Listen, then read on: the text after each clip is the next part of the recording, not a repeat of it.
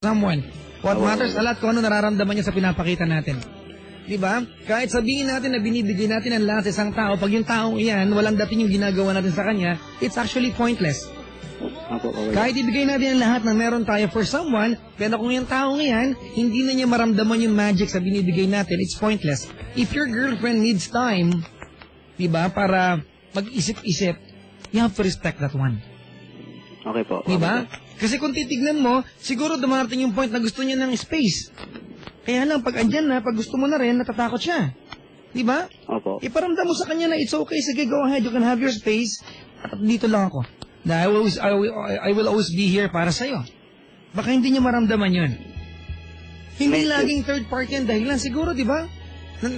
Nakakalokong isipin na kailangan niya ng space. Dahil, magkalayo na nga kayo, but niisip ko lang yun, what if she's losing her identity? Kaya nga po because of you, kailangan niya mahanap ang sarili niya. Kailangan niya matanong ang sarili niya kung ano pa talaga gusto niya sa buhay. If that would mean venturing away from you, you have to respect that part.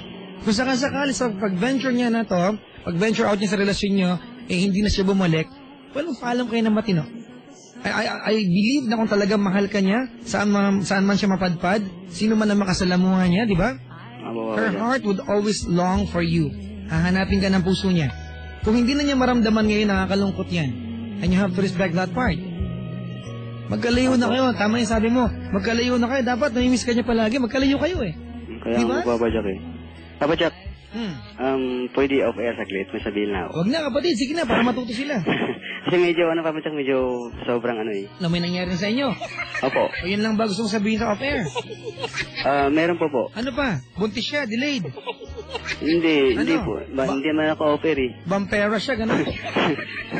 Kagabi, bampera. Sige, sabihin mo lang. Bad word ba yan? Hindi naman siguro, di ba? Parang masagawa nga ng Papa Jack. O sige, sabihin mo. Kasi ako po nakauna talaga sa kanya. Oh, ano naman? Ngayon, sabi niya sa akin, yun nga Papa Jack pinangawakan ko eh. Kasi sinabi niya sa akin na sana, ako na daw yung lalaki sa buhay niya hanggang kailan. Naniniwala ko lahat ng babae na first time yun ang iniisip. Hindi ko naman nakauna siya na rin. Hindi ko pinapatay yung pag-asa mo, pero di ba, ang babae ganyan. Pag binigay nila yan ng willingly sa tao, di ba, sa mahal nila, iniisip nila, sana siya na. Alangamang isipin nila na, oops, na first time ako, gusto ko pa ng iba. Malandi na lang yung ganon. Papa Jack siguro, Pero kapatid, hindi yan bearing para magtagal lang sa relasyon, ha? Physical attributes yan eh. Di ba? Kumbaga, basta. Hirap. English kasi.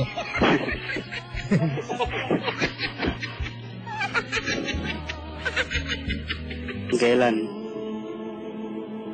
Kung gusto kong magtaksil sa'yo, dati pa. Ngayon siguro, ikaw na talaga. Mahal na mahal kita, ma. Sige na, Papa Jack.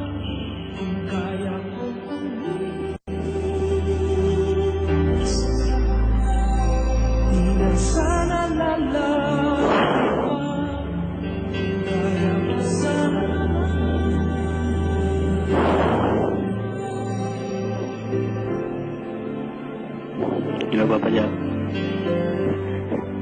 Yan na lang ba? Wala ka nang gusto sabihin sa kanya? Ngayon po, Papa Jack. Natutuwa ako kapatid kasi napakatotoo ng pagmamahal na meron ka para sa kanya. Kasi Papa Jack, mula nung matuto akong magmahal, yan talaga Papa Jack yung one ko na kung gusto ko lang, kung maging masaya lang, kung andyan lahat sa akin, siguro, yung babaeng mamahalin ko talagang maging masaya, Papa Jack. Kasi ayaw ko rin magloko kasi may mga pamilya rin akong babae. Baka sila naman kung magloko ako, baka mamaya gagawin din sila sa kanila ng mga ibang lalaki. Kaya yan talagang commitment ko, Papa Jack, na kung magmahal man ako, mahalin ko sila ng tapat ng Papa Jack.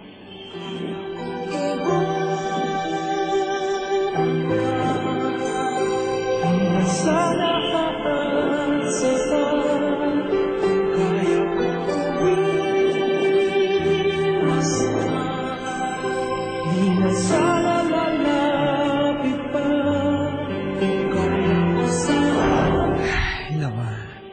Jovan! Po.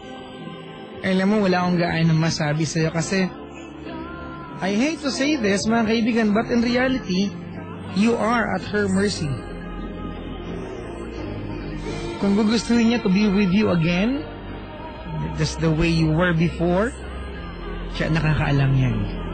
If she realizes, di ba, na what you guys have is worth keeping, siya ang nakakaalam yan.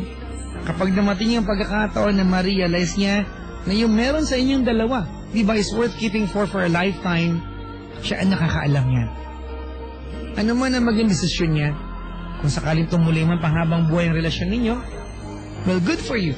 Kung sakaling, di ba, eventually, pag nahimasmasan na siya, maisip niya na, she doesn't belong sa iyo, you have to respect that. Look at the brighter side, meron kang isang taon at 2 buwan, nakasama siya. Lumipas man na mahabang panahon, meron kang maaalala, kaysa naman wala. Di ba? Abo ba siya? Yeah, after all, kapatid, kailangan mong i-respect, di ba? Kaysa naman pilitin mo siya na mag-stay sa'yo. On the other hand, marami na siyang sinabi sa'yo na mga bagay na ayaw niya, nasasakal siya. These are minor adjustments na baka pwede mong gawin para sa kanya. Di ba? Opo, nasubukan ko ba siya eh.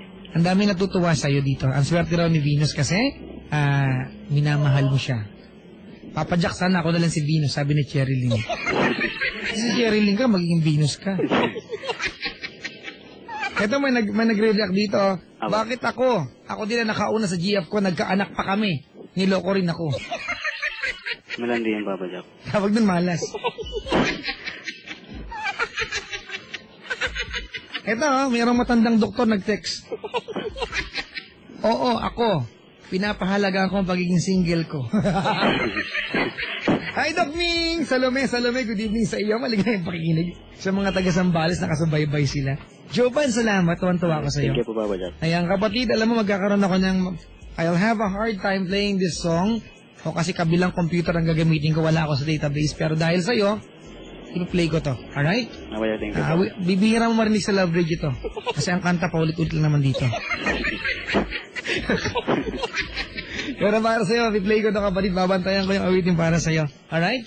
Okay, awitin ng Atlantic Star. Ito yung handog mong awitin para sa kanya. Ako na namili para sa'yo. Okay? Thank you, Papa. Thank you sa pagkatawag. Mga kaibigan, si Jovan po yan ng Caloocan. At nakakatuwang isipin, mga kaibigan, na ito, Jovan is one of the few guys, mga kaibigan. I'll say few, ha? Who can change the impression na lahat ng lalaki ay palikero. Yung mga lalaki talaga na, di ba? Nasaan man sila, isa lang ang iniisip nila. Paano ako lang yan?